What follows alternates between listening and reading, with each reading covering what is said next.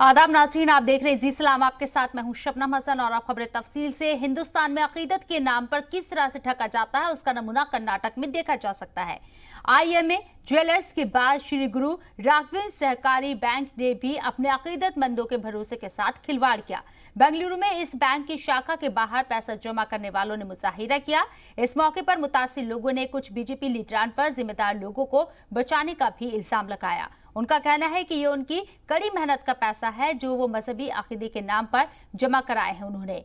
अब जब उन्हें पैसे की जरूरत है तो बैंक देने से इनकार कर रहा है।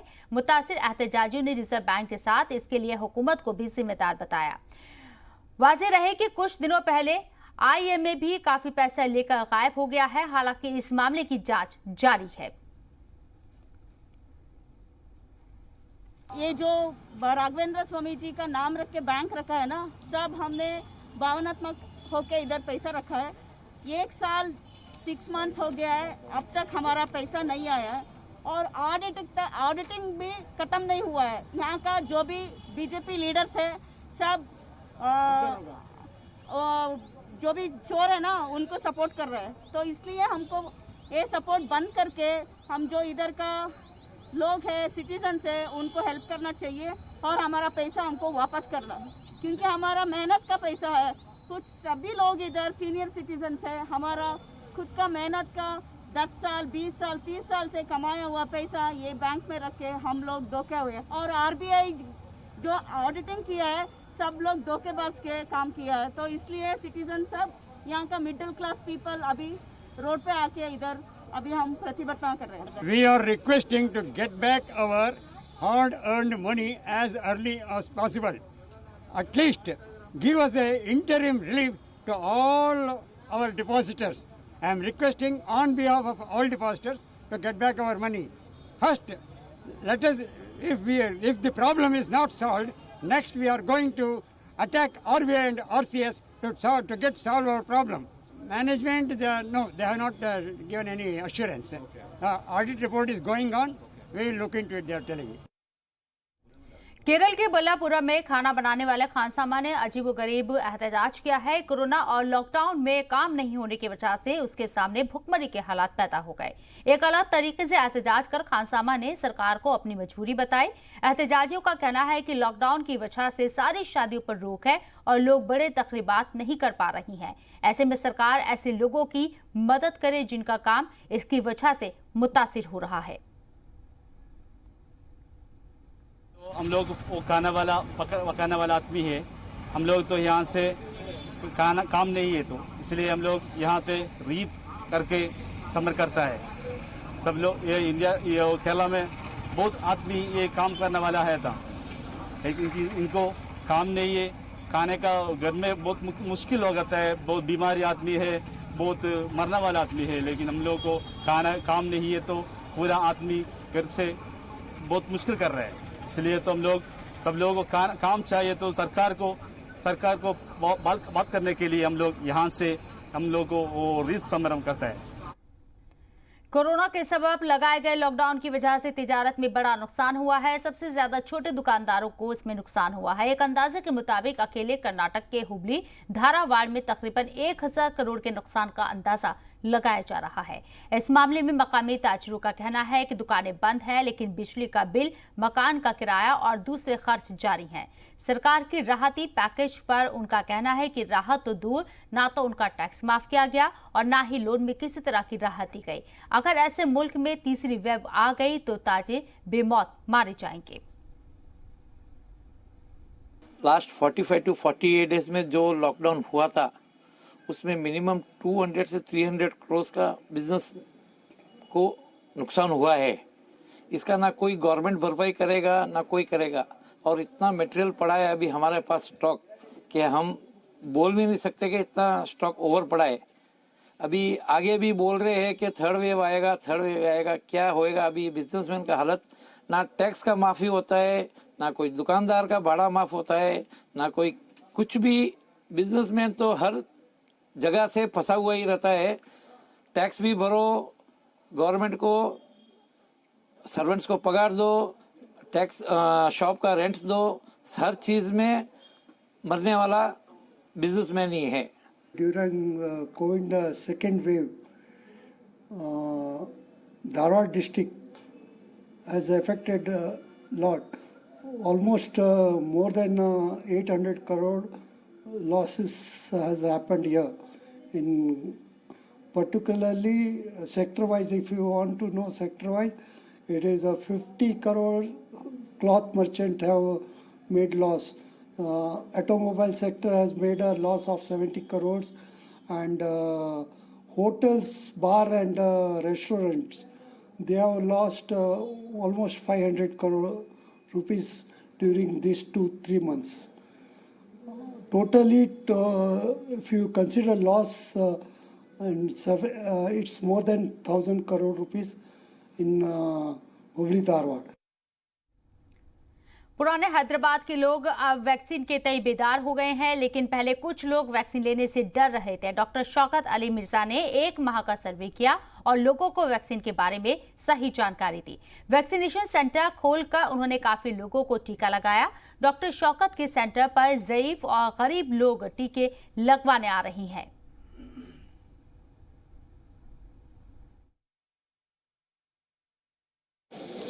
हैदराबाद के पुराने शहर में लाइट हाउस जहाँ पर सबसे पहला कोविड सेंटर डाला गया, जिसकी वजह हम पूछेंगे ऑर्गेनाइजर से जो डॉक्टर शौकत अली मिर्जा हैं।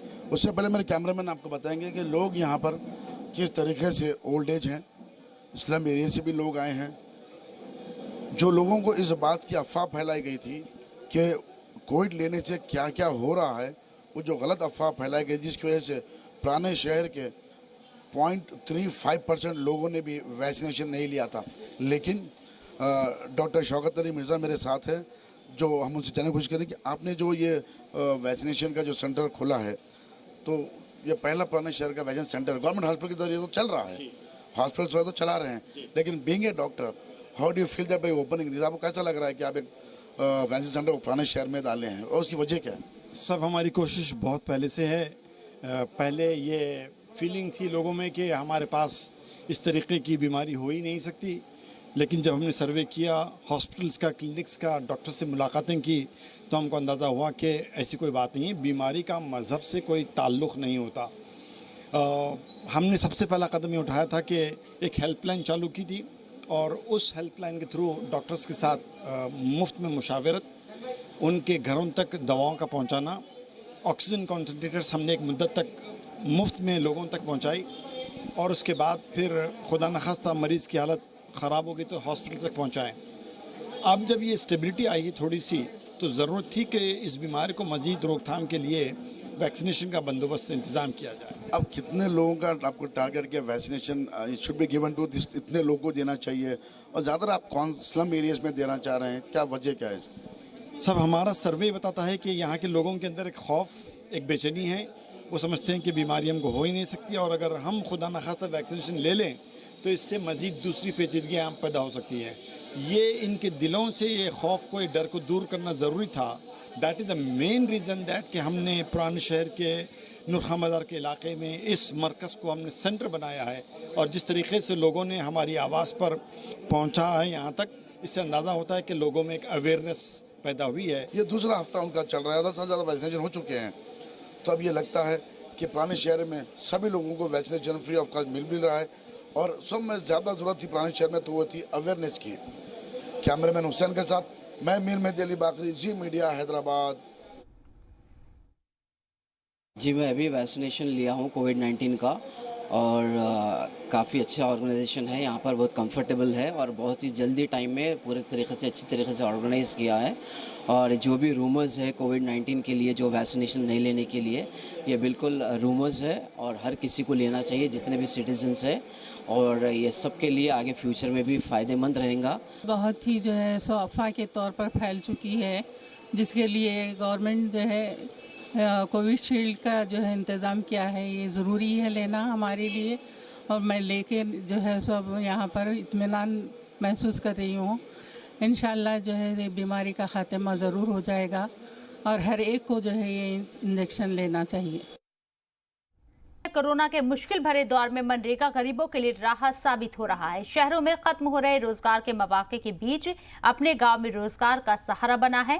कर्नाटक के कलबुर्गी जिला पंचायत की जानिब से एयरपोर्ट के आसपास खाली जमीनों को हरा भरा करने की गरज से मनरेगा के तहत काम शुरू किया गया, जिसमें शहर से वापस आए मजदूरों को मौका मिलने से वो काफी खुश हैं। उनका कहना है कि मनरेगा की वजह से वो अब दूसरे शहर जाने के बजाय अपने गांव में ही काम करेंगे।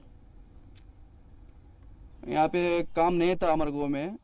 हमारे जो अध्यक्ष जाके पूछे हम प्रवीण कुमार आड़े, तो उन्होंने क्या बोले, फॉरेस्ट डिपार्टमेंट में बात करी हूँ मैं, एयरपोर्ट में काम है बोले, तो एक 5-6 दिन के अंदर काम लगा दिए हमारे को। काम नहीं था, नहीं काम नहीं रहा बोला तो दूसरे स्टेट में जाकर काम करना पड़ता था हमारे को।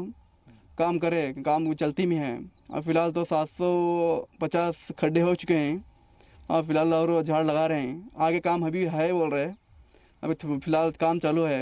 ये सेंट्रल गवर्नमेंट का स्कीम है, बहुत अच्छा की स्कीम है। वो आगे चलती पे ये रखना चाहिए, नहीं करना नहीं है रख के, तो पब्लिक को अच्छा सहूलत होती है। अब तो फिलहाल तो हमारे को 8 दिन में पैसे आ रहे हैं, एक दिन का 280 रुपये आ रहा है, तो फिलहाल अब अच्छा ज़िंदगी चल रही है हमारी। अभी 3-4 दिन से हमारा एयरपोर्ट में वो प्लांटेशन का काम चल रहा है। वो गुलबर्गा ये जो पंचायत जिला पंचायत की तरफ से वो श्रीनिवास सराटे की पंचायत वाला आके ओपन एरिया है, बहुत सारे ओपन एरिया में वो प्लांटेशन करने का काम स्टार्ट किया है। ये तो सेंट्रल गवर्नमेंट का स्कीम है, नरेगा स्कीम की तरफ से ये सारे कर रहा है।